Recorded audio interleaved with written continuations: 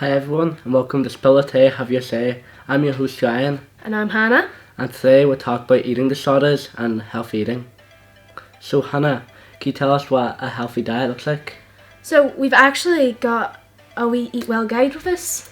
The Eat Well guide has 5 different sections. You have your fruits and vegetables, you have your carbohydrates, there's also your dairy and alternatives, and then we have our protein. So to round that off, women should eat about 2,000 calories a day, and a man should eat about 2,500 calories a day, although that will determine on your age and your weight. Now we're going to talk about the negatives to dieting and mental health. So to not eat properly does not always mean to eat no food. Of course, the problem of eating no food can mean you can develop some very bad disorders like anorexia, bulimia and body dysmorphia. But there's also the cause of overeating, which is just as bad as those other three that I just mentioned. Yeah. So do you know what anorexia is, bulimia and body dysmorphia? I have a fair idea, yeah.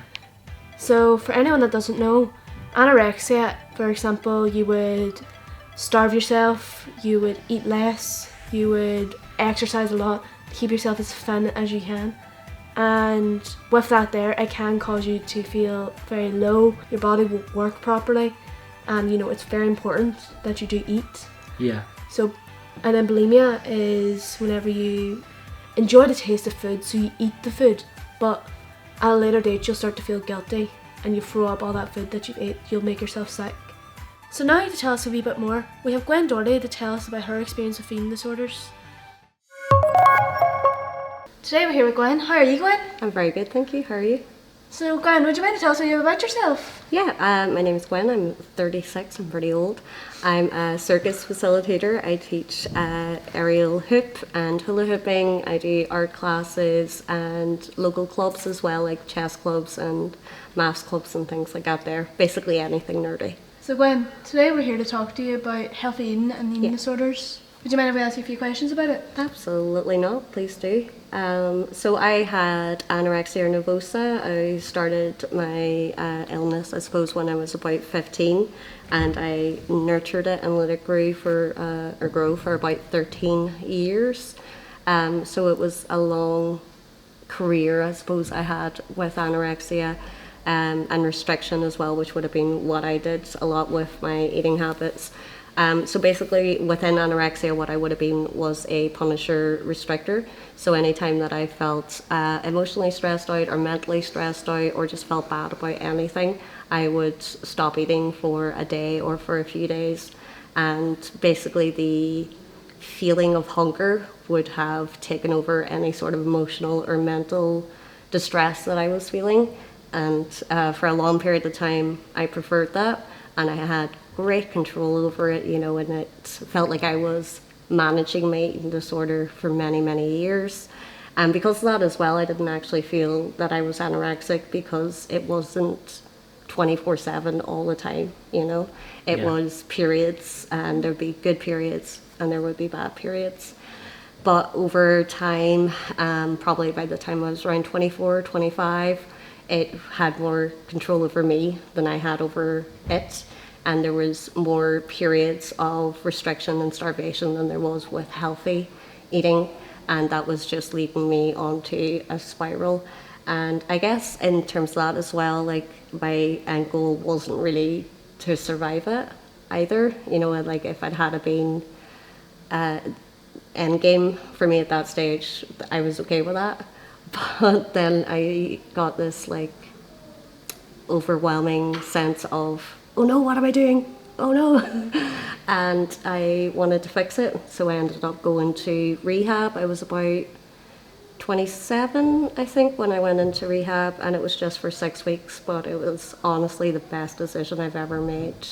And since then I've had a much healthier relationship, both with my mental health and with my diet. Yeah, that must have been a really hard journey for you to overcome. It was, and then going through rehab as well is very difficult. The decision to go in and stay in there and going through treatment, and you do have to address so many of your issues as well, and it's a difficult process, but in the long term it has been so worth it, Yeah. If you would have told some younger version of you to like stop this, how would you explained it to you? I suppose it's hard because I was aware even when I was young, it's hard to be aware of the long-term damage that you're doing. And I guess if I had have been more aware of it, or maybe if I had cared more about it, then it would have made it more of a difference on me in terms of my eating disorder. But the thing that got me towards the end that made me go into rehab was the fact that my teeth were breaking and my hair was falling out, my fingernails were breaking all the time. I had a bald patch, which was just a little bit embarrassing as well.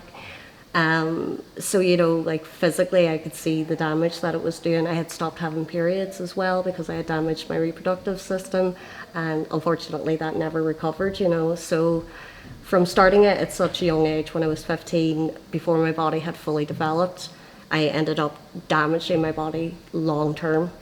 A lot of the issues that an older person would have because of the damage I've done to my body. Yeah. So in terms of young people, like absolutely that. It's so difficult these days with social media, with Instagram, TikTok, and all the expectations that are put on young people to change how they look, to enhance certain things. Even with makeup, I find that it's almost like a packaged look that people are trying to achieve, and if you don't fit into that perfect square, it can be very, very hard to find your place. And I think that's very, very difficult for young people. Don't give in to the pressure that society and social media puts on you to look a certain way. It's not necessary. And in fact, being more individual and being yourself is much more valuable than looking like a clone of everybody that you see on social media. Thanks, Gwen, for coming on. Next up, we have our Just for Laugh section. Woohoo! Hi, I'm Katie. And I'm Hannah. And you're watching the Tortilla Slap Challenge. Hi, this is me, I'm Brandon, And I'm Ryan. and you're watching the Tortilla Slap Challenge.